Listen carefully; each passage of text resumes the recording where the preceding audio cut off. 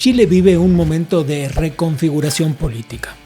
A pocos meses del final del mandato de Gabriel Boric, el país experimenta un claro giro hacia la derecha, impulsado por el desgaste del progresismo en el poder, la crisis de seguridad y el deterioro económico. Según las encuestas recientes, el presidente Boric tiene apenas entre un 22 y el 31% de aprobación en el mejor de los casos. Para el ex canciller Roberto Ampuero, se trata del gobierno que menos ha logrado desde el retorno a la democracia y hoy enfrenta una falta de legitimidad incluso entre sus votantes más jóvenes.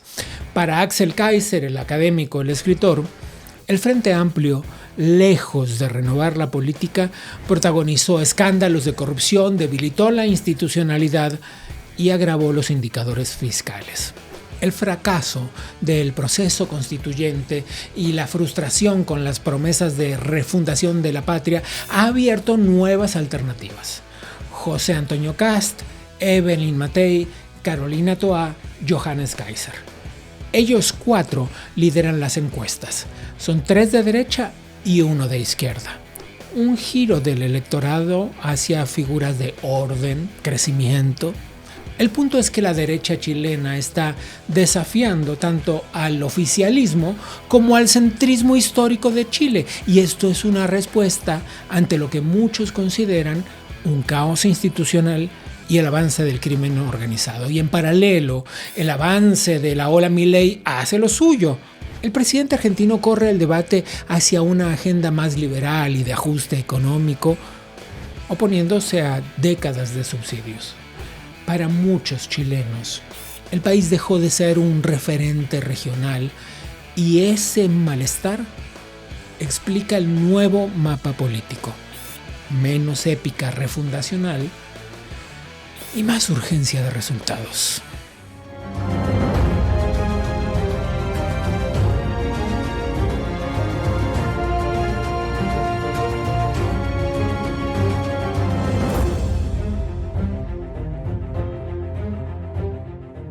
Para entender el giro que está dando Chile hay que entender unas cuantas cosas primero. Una de ellas es que si da este giro hacia la derecha, deberá replantear una de las cosas más importantes de su vida cotidiana, y es su economía. ¿Por qué? Nada más y nada menos que porque China es su principal socio comercial. Alrededor del 40% de las importaciones y exportaciones de Chile son con China. Así es que ese panorama se va a poner realmente interesante. Vamos a hablar con nuestro primer invitado del día de hoy. Es Roberto Ampuero, ex canciller, ex ministro de Cultura, un diplomático chileno, alguien que escribe libros muy exitosos. Su última novela, por cierto, se llama Nunca volveré a Berlín. Roberto, muchísimas gracias por tomar esta conversación. ¿Qué está pasando en Chile? Ayúdanos a comprender este movimiento pendular de las tendencias políticas. Bueno, estamos en el cuarto año del presidente Gabriel Boric, de los 4 años de su periodo. Es la etapa final, le quedan solamente 9 meses de mandato. Y lo que ha pasado es que todas aquellas esperanzas que despertó en un sector de la población, ofreciendo y prometiendo soluciones rápidas y simplistas y además de mucho voluntarismo, ha fracasado. Es realmente uno de los gobiernos, yo diría el gobierno después de que Chile recuperó la democracia, que menos ha logrado en todas las materias.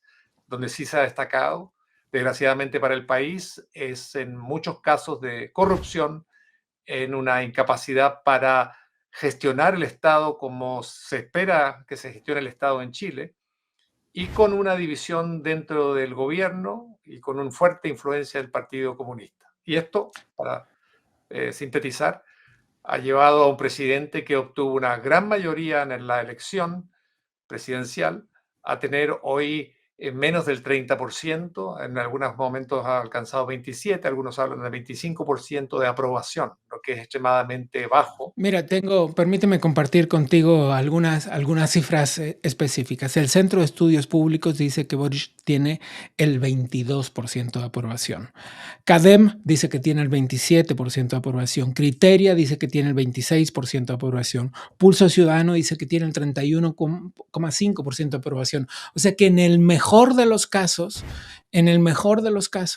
31% lo aprueba, pero en el peor de los casos, casi 80% de los chilenos no están de acuerdo con su gestión. Mira, acá hay un elemento de fondo que yo creo que es muy importante recordar. Lo que en Chile se produjo, recordemos y remontémonos en el tiempo, al año 2019, en octubre del año El 2019, estallido social. el gran estallido delincuencial que tuvo lugar en Chile. Nunca antes Chile había sido azotado, ni siquiera por enemigo extranjero, de la forma en que fue azotado durante ese periodo. Ahora, ¿qué ocurre? Yo tengo la impresión, y esta es una impresión muy personal, de que en Chile tuvimos una revolución frustrada, es decir, una revolución, un intento por la conquista del poder, pasando por el derrocamiento insurreccional del presidente Sebastián Piñera, que no se logra debido a la fortaleza de las instituciones chilenas, fundamentalmente también de las Fuerzas Armadas, que no se logra concretar, pero que se aspira a llevar a la realización a través de esta convocatoria, fue muy famosa, de lo que era crear y aprobar una nueva constitución para Chile, que era y debía ser una constitución, y lo era, su proyecto lo era, bolivariano, desmontaba a Chile en lo que era, aspiraba incluso en un momento a cambiar los símbolos patrios, pasando por la bandera e himno. Y tener otro tipo de legislación, eliminación del Senado. ¿Estoy equivocado en esto? Así Se es, habló en algún momento de eso, ¿verdad? Sí. así es. Se eliminaba el Senado, que es importantísimo, que estuvieron en Chile a lo largo de la historia las dos cámaras, desde luego, pero también se instalaba algo que inaceptable, que era justicia, sistemas paralelos de justicia, según etnias, que en Chile en realidad las que Sí. hay son muy pequeñas, pero se creaba una desigualdad de los ciudadanos en el país. Bueno, si eso hubiese tenido lugar, digamos, si ese proyecto constitucional hubiese triunfado, esa revolución que apoyó el presidente Boric fue su principal impulsor y defensor de ese proyecto constitucional, Chile habría sido hoy otro. Y esa es la revolución que falló. Pero, y esto permíteme una sola cosa más. Lo que pasa es que durante ese periodo que se llama de embriaguez, de borrachera de la izquierda radical en Chile, cometieron un error. Sin tener el poder total, en el sentido marxista del término, de la sociedad, confesaron y demostraron lo que querían hacer de Chile, cosa que asustó a la mayoría y los llevó a Alertó. su gran derrota el año 2022. Eso hay que tenerlo siempre de fondo, como Claro. el pensamiento de fondo. Ese movimiento, justamente esos resultados, primero en los plebiscitos constitucionales, después en las urnas, en la renovación de las cámaras, fueron claramente las alertas que nos llevaban a este momento de hoy, en el que su base electoral, que eran los jóvenes de las zonas urbanas, dejaron de darle su apoyo. Hoy sabemos que los jóvenes de las zonas urbanas, de clase media, con educación superior, dejaron de creer en él y eran quienes de alguna forma lo habían llevado al poder. Sí, eso es muy interesante. Cuando mucha gente analiza lo que ha sido el gobierno del presidente Boric, es un gobierno de izquierda, más a la izquierda de la socialdemocracia e incluso Ujú. con motivos, yo diría, de inspiración muy jacobina y también por parte del Partido Comunista, muchos tienden a pensar en forma mecanicista que por lo tanto debía tener un amplio apoyo popular. No, su principal apoyo, donde tenía el principal apoyo en términos de porcentaje en Chile, era en los sectores altos, más altos de la sociedad, entre jóvenes fundamentalmente, menores de 35 años, de colegios privados, de universidades, las universidades más exclusivas, con formación en el extranjero, gente de muy buen vivir. Y obviamente no son la mayoría del país, y la realidad del país lo que quedó demostrado es que estos sectores que después llegaron al gobierno no conocían la realidad de los chilenos propiamente tal y confundieron sus lecturas universitarias, sus lecturas escolares, su imagen de las revoluciones latinoamericanas que han tenido lugar o en otras partes del mundo con la realidad de los chilenos y sobre todo de otra cosa, con la realidad de los chilenos que venían sintiendo que durante los más de 30 años de gobiernos abiertos al mercado internacional y a la economía libre de mercado y la democracia, estaban recibiendo los frutos del desarrollo y que habían colocado y siguen manteniendo a Chile como el país con el mejor nivel de desarrollo en la región, ¿no? Esto nos lleva a este escenario de hoy. Un escenario en el que, permíteme plantearlo así. Si hoy fueran las elecciones, diversas encuestas dicen en Chile que la izquierda perderá el poder y que los dos punteros son personajes de centro derecha y derecha. Por una pequeña diferencia está arriba Evelyn Matei, que tiene 71 años, que ya fue candidata presidencial y llegó a una segunda vuelta con Michelle Bachelet en el 2013. Y por el otro lado está José Antonio Cast, que tiene 59 años, que ya fue candidato presidencial y que llegó a una segunda vuelta electoral con Gabriel Boric. Es decir, permíteme esta lectura. No solo hay una desilusión sobre la izquierda y el socialismo, también parece haber la idea de que es necesario recalar en la experiencia y no en la juventud, que era lo prometedor de Boric.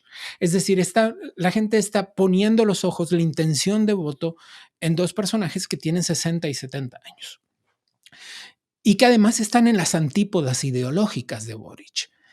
Este es el momento en el que necesito apelar a tu sensibilidad política para que nos ayudes a comprender este fenómeno. Sí. Mira, en primer lugar, tienes toda la razón. Las personas en Chile se dieron cuenta que la juventud de por sí en un político no significa nada, ni negativo ni positivo. Depende de las características de la formación y de los ideales que esa persona tenga. Yo siempre he recordado que los grandes dictadores del mundo han llegado al poder antes de los 34, 35 años. No estoy diciendo con eso que Gabriel Boric sea un dictador, pero creo que es importante saberlo. Los chilenos lo han comprendido. La juventud como tal, como también la gente de la tercera edad, como tal, no significa necesariamente algo que tenga que ver con la perfección o la gran calidad de líderes políticos. Esa capacidad de liderazgo político y de gestión del Estado depende de otros factores. Eso los chilenos hoy lo han comprendido y han buscado, por lo tanto, a candidatos que tengan experiencia experiencia también de vida en el sentido de haber crecido, trabajado, tener un jefe, haber sufrido los rigores de la disciplina laboral, en fin, y no quieren apostar por gente que saliendo de la universidad asume responsabilidades dentro del Estado. Esto es una señal interesante, pero también debemos decir que es una señal inquietante para aquellos jóvenes que efectivamente se han preparado para Claro, asumir responsabilidades importantes y que se claro, ven es pronto menos trabados, frustrante, ¿no? ¿verdad? Claro. Claro, ese es un elemento que ahora jóvenes de distintos sectores van a tener que demostrar, que los jóvenes sí son capaces de gestionar el Estado, de llevar a cabo las labores del Estado, debidamente formados y preparados y con experiencia para ello. Entonces, ese es un tema. Ahora, el otro tema interesante que me parece bueno subrayar es que ¿por qué tenemos estas dos, voy a decir, son más, pero dos derechas, ¿verdad? Una tradicional, vamos a decirlo así, y otra moderna. Algunos hablan de una derecha blanda, la otra una derecha dura. Sí, Pero o son dos. centro derecha o extrema derecha o centro Exacto. derecha y conservadores, digamos, ¿no? Y yo creo que esta división se dio por, precisamente en el marco de lo que fue el estallido delincuencial, Ya. en la forma de reaccionar. Bueno, Mientras déjame una decirte parte, que hay 60% de la población en Chile a quienes el crimen y el crimen organizado, la delincuencia y el crimen organizado, dice que le han impactado de manera directa en su vida. así es. Y, bueno, entonces, el tema, por ejemplo, debido al estallido social, se generó una pérdida de la presencia policial y de las fuerzas del orden dentro de la sociedad chilena. Hmm. Se produjo por dos razones. Una, por la delincuencia, que sintió que podía operar, y otra, debido al desorden en materia de controlar la migración. Chile, Claro. históricamente, en los últimos decenios, por decirlo así, no ha sido un país que ha tenido una fuerte migración. Hoy se convirtió, a partir de la migración durante muy pocos años, en el país con la más alta tasa de inmigrantes recientes de la Sobre región. todo en el norte del país. En el norte del país es muy fuerte. Entonces, esto ha generado dos almas, por decirlo así, para enfrentarlo y que lleva a esta división de las dos derechas. Un alma que siguió operando en términos tradicionales y a través de los recursos propios de la institucionalidad chilena hoy existente. Y otro sector que decía que había que responder, vamos a decirlo así, a través de órdenes ejecutivas, pero de forma rápida y sin miramientos para detener a la delincuencia y también la migración ilegal. Y esto se fue alimentando hasta llegar al día de hoy, donde tenemos, por decir así, los dos énfasis que tienen las dos derechas que hoy compiten y están empatadas, y pudiera ser que llegaran las dos a la segunda vuelta, teniendo los Correcto. chilenos en ese caso que dirimir entre un tipo de derecha y otro tipo de derecha. Hay un 50%, tengo que terminar, pero hay un 50% de los chilenos que hoy, porque faltan meses para las elecciones, que hoy todavía no saben por quién votarían. ¿Cuál es tu pronóstico? Yo creo que las personas van a votar por aquellos candidatos que les resulten más convincentes en términos de ofrecer alternativas que suenen viables y que sea posible de financiar. Y también que muestren experiencia a lo largo de su vida de haber podido manejar por lo menos alguna pequeña empresita o algún departamento universitario o alguna instancia de organización. Creo que eso va a ser muy importante. Y lo otro es la actitud que han tenido y tuvieron durante el estallido delincuencial y la que han tenido durante los últimos años frente a la migración irregular masiva y frente también a lo que es la delincuencia organizada y la forma de combatirla. Veremos qué pasa entonces. Es el político, el analista, el diplomático, el exitosísimo escritor Roberto Ampuero. Muchas gracias.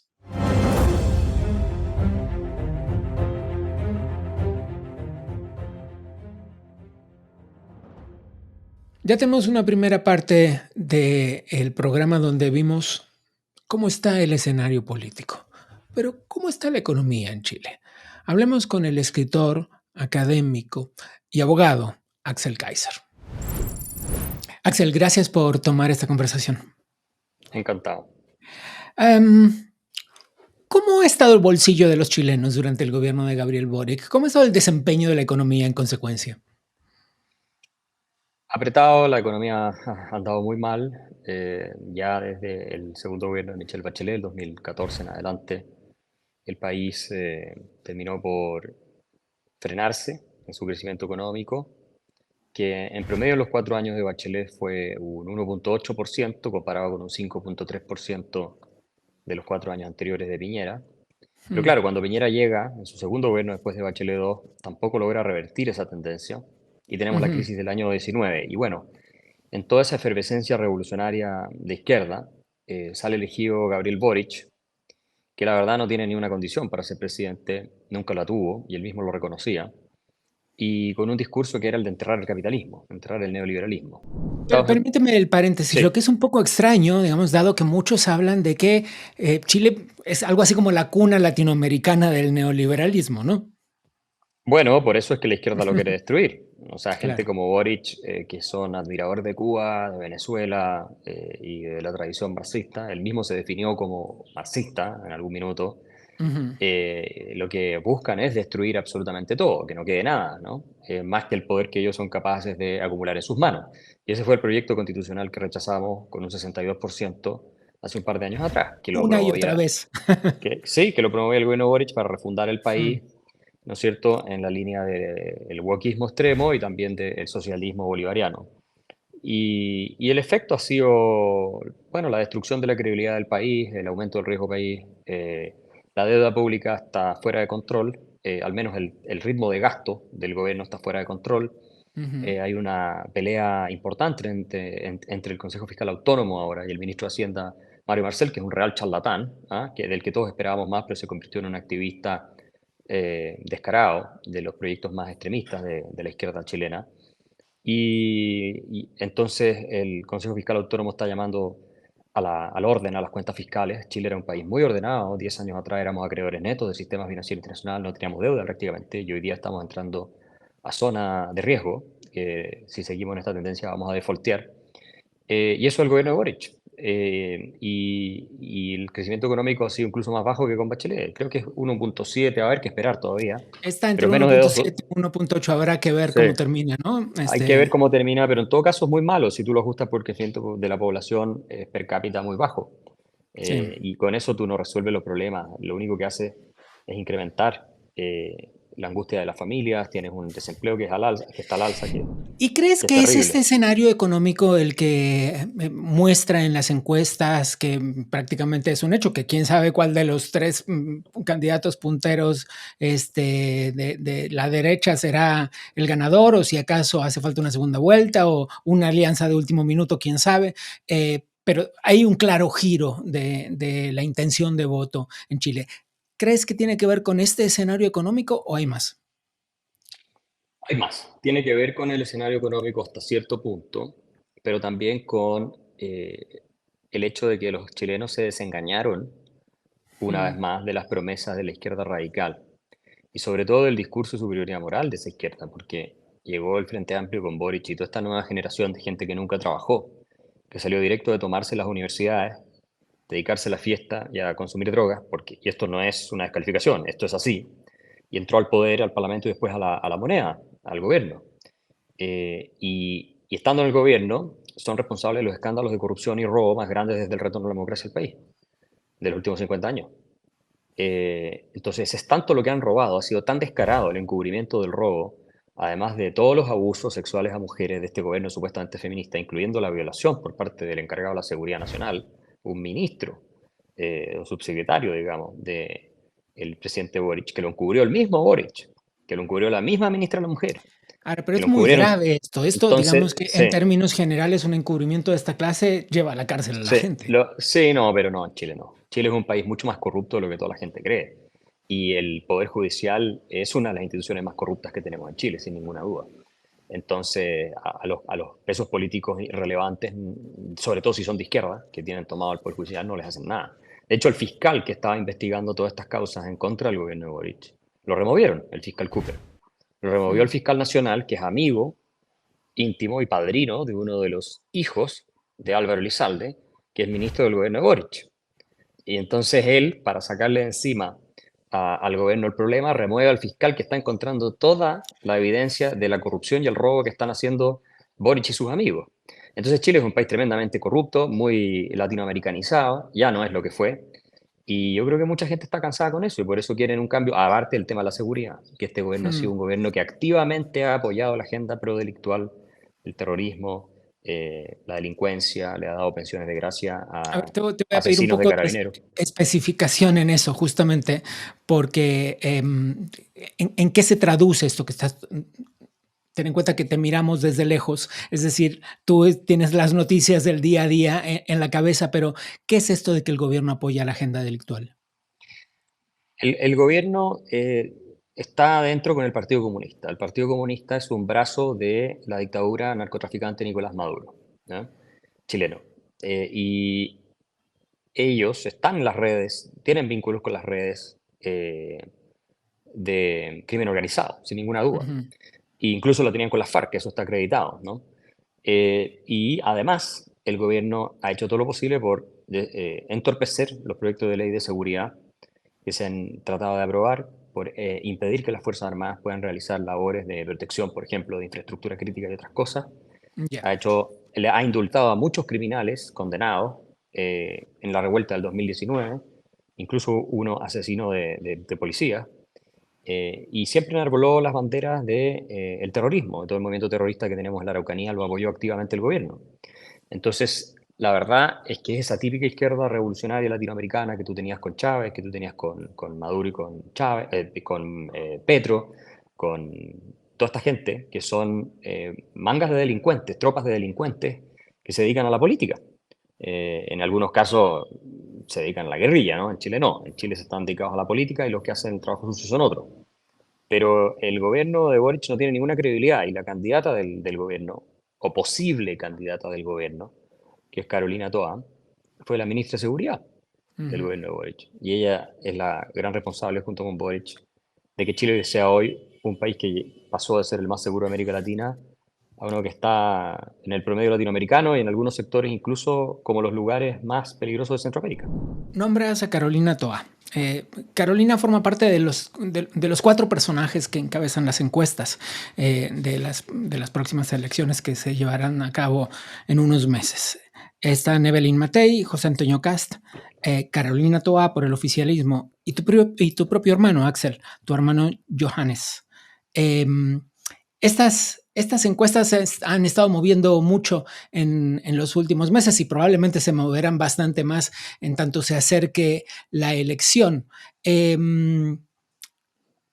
Las ideas de tu hermano y tuya, lo que se ha visto en las conversaciones públicas, se parecen bastante. ¿Qué crees que sucederá en esta elección? Es muy difícil decirlo a estas alturas. Mm, El cambio de gobierno, a mi modo de ver, es algo seguro. ujú, Lo que no sabemos es quién va a ganar, si efectivamente es José Antonio Cast o Evelyn Matei o mi hermano Johannes.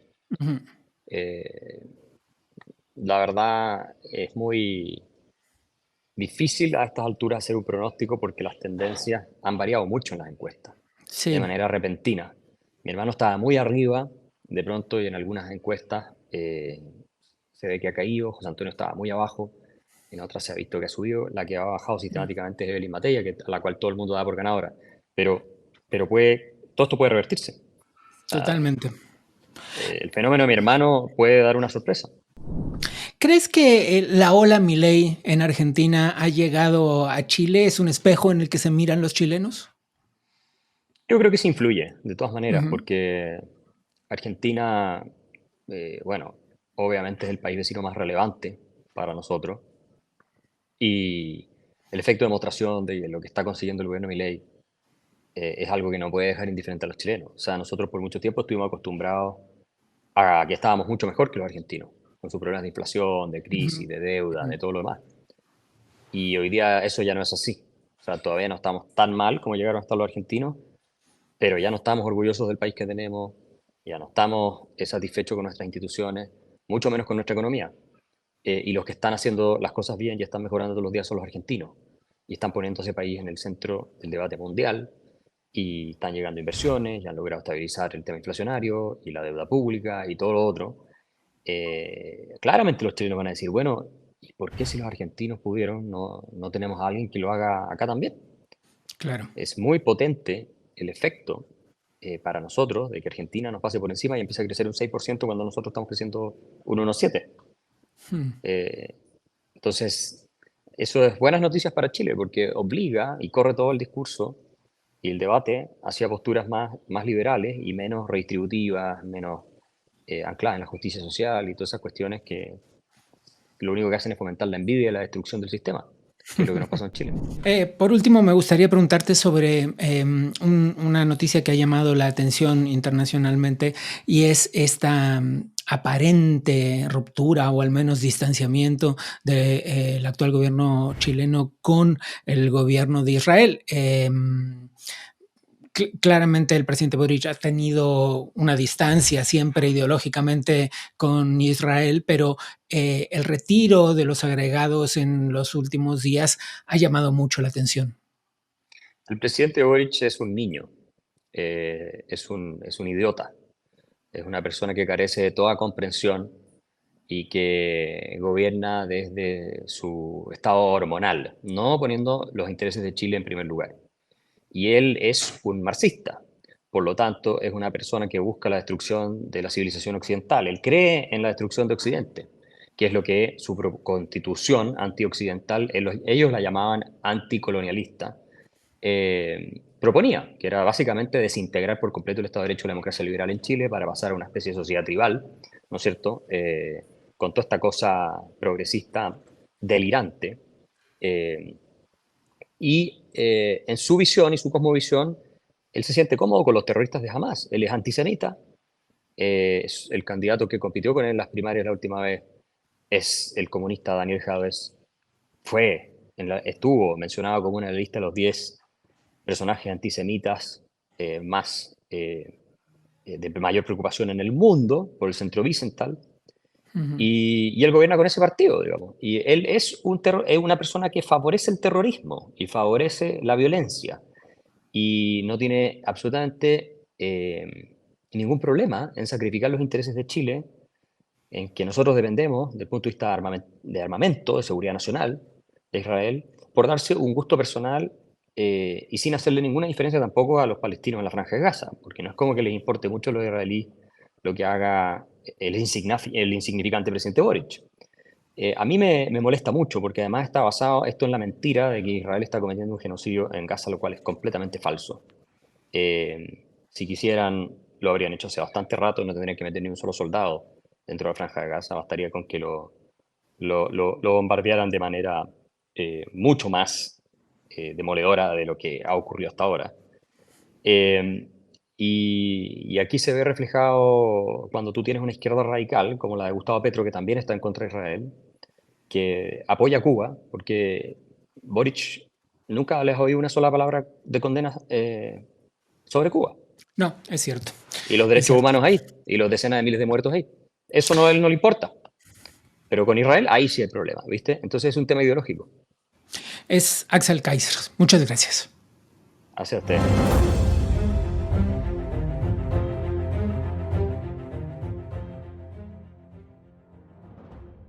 La moneda está en el aire, pero lo sabremos pronto.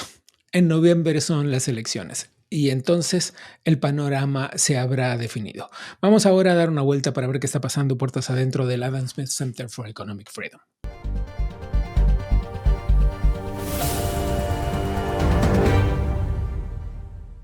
Se realizó en Madrid el 6º Encuentro Ciudadano, un foro de alto nivel que reunió a expresidentes, líderes democráticos y representantes de la sociedad civil. El objetivo del evento fue reafirmar el compromiso con la libertad, el Estado de Derecho y desde luego los valores democráticos de Iberoamérica. El Adam Smith Center for Economic Freedom fue coanfitrión del encuentro junto con las Fundaciones Libertad, la Fundación Libertad y Desarrollo y el Ateneo de Madrid. Durante la jornada se presentó el libro Mario Vargas Llosa, El polemista arriesgado, que fue editado por Álvaro Vargas Llosa con contribuciones de 14 jefes de Estado y de la representante de la oposición venezolana, María Corina Machado. Varios de los participantes del encuentro formaron parte del programa Senior Leadership Fellows, que busca formar a la nueva generación de líderes comprometidos con la libertad. Por otro lado, el 10 de junio, el Adam Smith Center de la Florida International University organizará en Washington una presentación titulada Las misiones médicas de Cuba y la aplicación de las leyes antitrata de Estados Unidos.